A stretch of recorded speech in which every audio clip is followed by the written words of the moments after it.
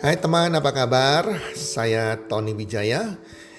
Saya mengucapkan selamat datang dan selamat mendengarkan podcast kami. Melalui podcast ini, kami memiliki misi bagi pendengarnya agar setiap pendengarnya bisa memiliki kehidupan yang sehat, sejahtera, dan berbahagia.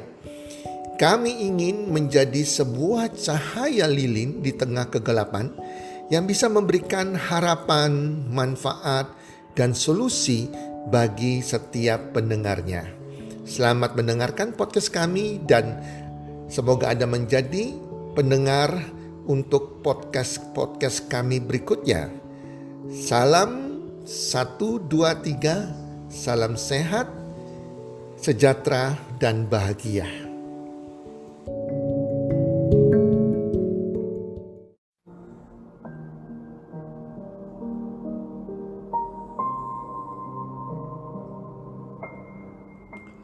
Dasar kekuatan sebuah hubungan. Hai para pendengar podcast, apa kabar? Dimanapun Anda berada saat ini, harapan saya dan doa saya semoga Anda bersama keluarga dalam keadaan sehat walafiat dan berbahagia selalu. Dan pastinya makin hari makin bertambah rezeki Anda, makin bertambah kesuksesan Anda. Para pendengar, kali ini saya akan men-sharingkan dasar kekuatan sebuah hubungan.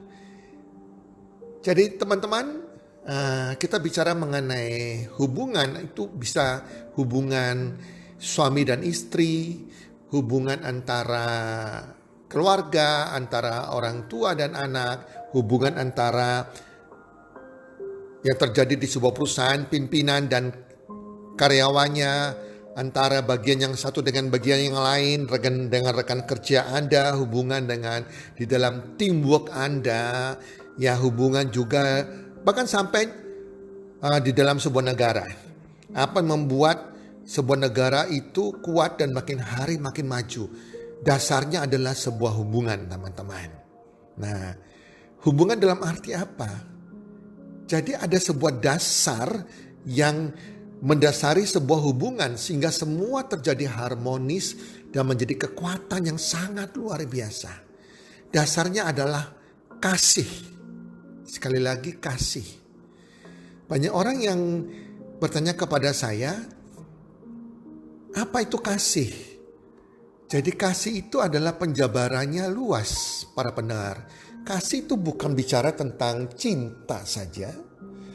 Cinta antara sepasang anak manusia atau orang tua dan anak atau cinta pertemanan. Bukan sekedar itu, kasih bicara lebih luas dari cinta. Oke, kita akan bahas sama-sama tentang kasih itu. Kasih itu adalah sabar. Dalam sebuah hubungan diperlukan sebuah kesabaran. Karena dalam sebuah hubungan suami istri atau pimpinan dengan karyawannya, antara sesama rekan kerja, antara sesama teman, itu pasti berbeda cara pikirnya, berbeda juga cara pandangnya, sehingga terjadi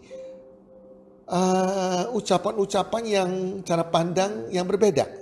Dan ini membuat seseorang dengan satu yang lain bisa terjadi emosi karena berbeda cara pandangnya. Nah, disinilah diperlukan itu sabar. Kasih itu sabar. Jadi kita kalau memiliki kasih, kita tidak mudah melontarkan kritik pada seseorang berdasarkan asumsi, pengharapan dan pikiran kita. Karena tidak semua orang suka dikritik. Kita harus sabar. Sabar juga bicara mengenai kita juga sabar melalui segala penderitaan, sambil mencari pelajaran apa yang kita dapat dalam sebuah penderitaan tersebut. Dan sabar juga bicara mengenai tidak terburu-buru kita melakukan sesuatu hal untuk agar cepat mendapatkan hasil yang cepat. Sehingga kita melakukan kecurangan atau kejahatan. Jadi kasih itu sabar. Kasih itu juga murah hati, teman-teman.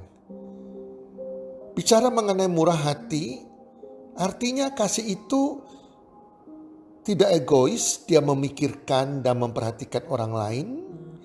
Dia juga lemah lembut kepada orang lain. Dia juga bahkan ramah kepada orang lain, walaupun orang tersebut tidak dikenal atau baru dikenalnya. Dia akan murah hati, artinya menerima orang lain apa adanya, tanpa memandang suku, ras, ataupun agama. Dan dia mengupayakan kebaikan bagi mereka tanpa memikirkan balasan apa yang akan didapat. Kasih adalah murah hati. Dia mencari jalan untuk meningkatkan kesejahteraan, menyembuhkan, memulihkan tanpa memandang siapa mereka. Jadi intinya, murah hati artinya adalah dia selalu ramah, lemah lembut, tidak menyimpan kepahitan, dan berusaha membangun orang lain dalam setiap situasi tanpa menjadi lemah dan berkompromi terhadap hal-hal yang tidak semestinya. Selalu peduli pada orang lain, selalu mau membantu orang lain. Itu kasih murah hati. Dan kasih itu tidak cemburu, para pendengar. Cemburu bicara mengenai ketakutan akan kehilangan seseorang atau sesuatu. Cemburu juga bicara mengenai iri hati. Jadi kasih itu tidak mengkhawatirkan ketidaksetiaan orang lain atau pasangan kita. Karena cemburu itu bisa merusak kalau berlebihan. Jadi kasih tidak melihat orang lain sebagai saingan juga. Iri hati melainkan melihat orang lain sebagai rekan sekerja. Kita tidak cemburu dengan kesuksesan orang lain. Dan kita tidak cemburu dengan pasangan kita, teman-teman. Kita harus percaya kepada teman kita. Itu yang namanya kasih. Kasih tidak memegahkan diri dan tidak sombong. Teman-teman, kasih tidak memaksakan kehendak kita. Kasih tidak memandang rendah orang lain. Kasih tidak merasa kita lebih pandai, lebih hebat dari orang lain. Kasih tidak menganggap bahwa kita yang terbaik, orang lain tidak terbaik. Karena setiap orang punya kelebihan kekurangan masing-masing. Kasih tidak juga mencari-cari jalan seperti ingin meraih kekuasaan, kontrol, otoritas. Dia tidak mau memanfaatkan jabatannya dan juga menguasai orang lain hanya sekedar untuk menunjukkan kekuasaannya.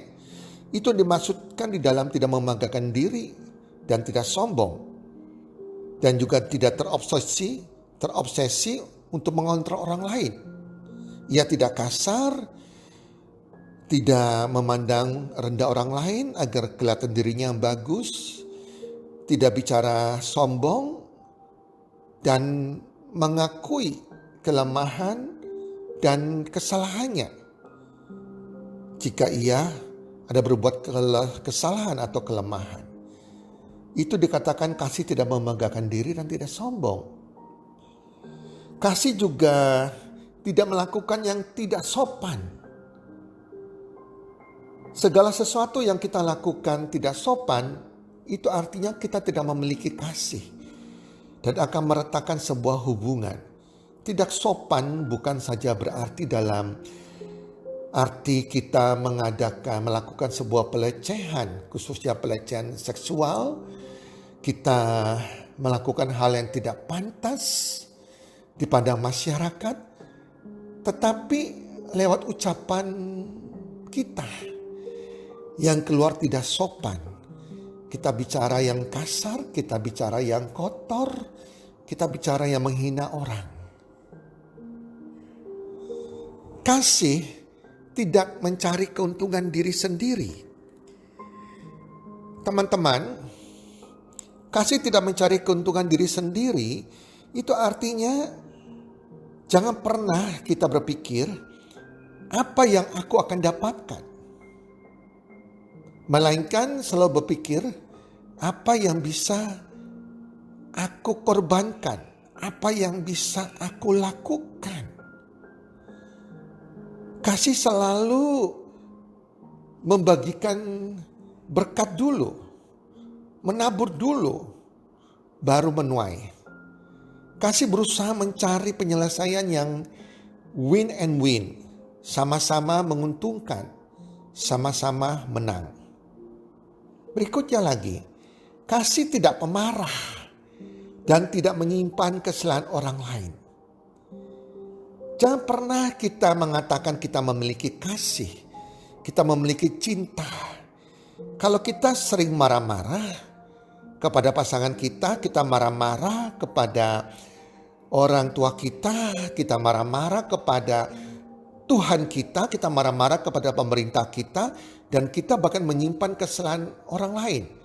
Kesalahan pada orang tua kita, kesalahan pasangan kita, bahkan menyimpan sampai puluhan tahun. Itu bukan namanya kasih, bukan namanya cinta. Kasih itu dia mudah memaafkan teman-teman dan membuang kesalahan orang lain ke laut. Tidak diingat-ingat lagi.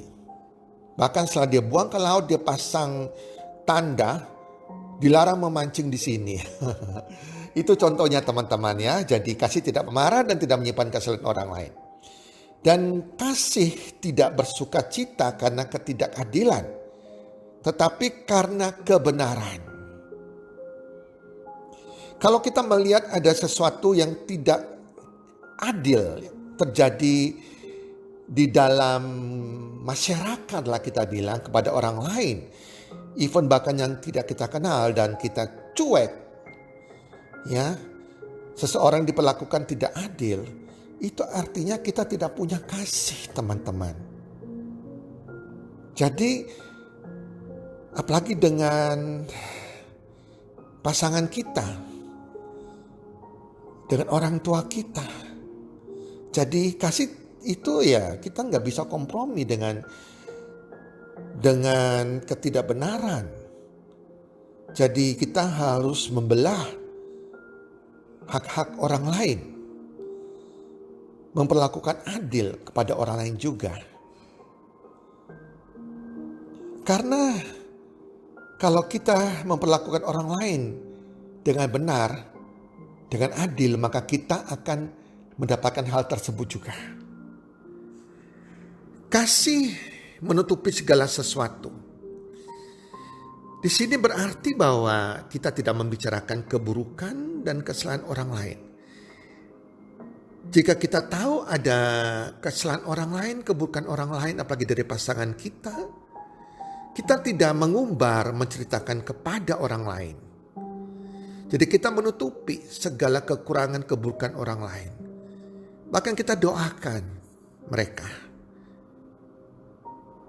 Kita lupakan, doakan mereka sehingga hubungan tetap terjalin dengan baik. Kalau kita menyebarkan berita yang tidak baik atau hoax, itu bukan kasih namanya. Kasih menutupi segala sesuatu. Dan kemudian kasih percaya segala sesuatu. Orang yang punya kasih selalu percaya bahwa tidak ada batasan pada apa yang Tuhan dapat kerjakan. Anda percaya bahwa Tuhan mampu mengerjakan segala sesuatu, mampu memberikan jalan keluar bagi masalah Anda. Di sini berbicara bahwa Anda percaya bahwa Tuhan dapat membawa perubahan dalam kehidupan orang, termasuk kehidupan Anda, merubah situasi, bahkan merubah bangsa dan negara kita. Kasih di sini artinya juga percaya lebih dari sekedar apa yang dapat kita lihat dengan mata kita. Walaupun kita melihat segala sesuatu itu tidak baik, tapi kita percaya bahwa sesuatu itu akan menjadi baik. Tuhan pasti mengubahnya menjadi sesuatu yang baik nantinya. Dan yang terakhir, kasih sabar menanggung segala sesuatu.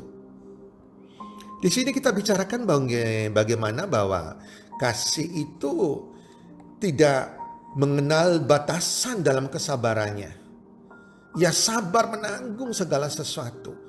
Kasih itu memberi kekuatan untuk bertahan dalam situasi yang paling sulit sekalipun. Dia dapat melihat sukacita walaupun keadaan kita masih duka cita. Melihat damai sejahtera walaupun keadaan kita belum damai. Dan melihat keuntungan-keuntungan, keberuntungan-keberuntungan yang akan kita peroleh. Walaupun saat ini kita belum beruntung. Kita masih menghadapi sebuah tantangan yang belum diselesaikan. Tapi yaitu, kasih itu sabar menanggung segala sesuatu. Karena dia bersandar pada Tuhan untuk menerima kekuatan. Agar kita punya kekuatan berjalan dalam badai. Dia dapat melihat segala kebaikan dalam setiap kesukaran. Para pendengar podcast, kalau Anda punya kasih dalam hati Anda, artinya Anda punya Tuhan dalam hati Anda. Karena semua itu hanya Tuhan yang bisa memberikan kita memiliki semua hal dasar tersebut, yaitu kasih dalam sebuah hubungan.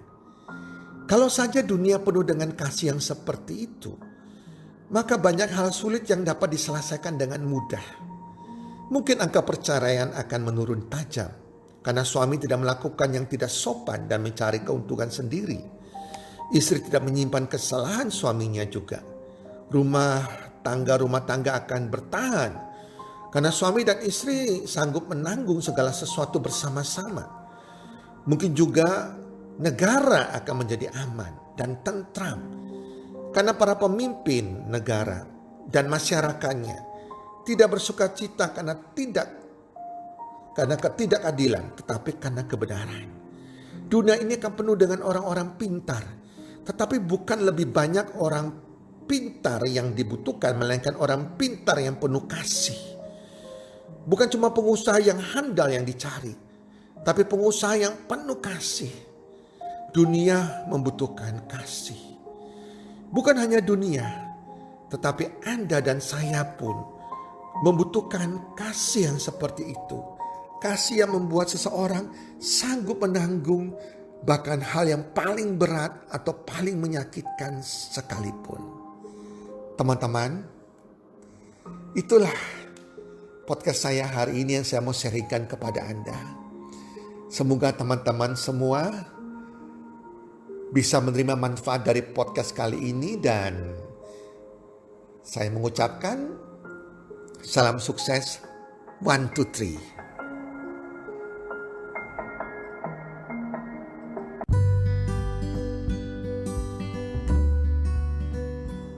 Terima kasih sudah mendengarkan podcast kami. Teman, jika Anda rasa bermanfaat podcast kami ini, Anda bisa menginfokan kepada rekan kerja Anda, keluarga Anda, teman ataupun sahabat Anda. Dan jika ada hal-hal yang Anda ingin tanyakan kepada kami, ataupun topik-topik apa yang Anda ingin kami bawakan, kami sampaikan, Anda bisa DM kami di Instagram kami, healthcommunity.id. Salam 1, 2, 3, salam sehat, sejahtera dan bahagia.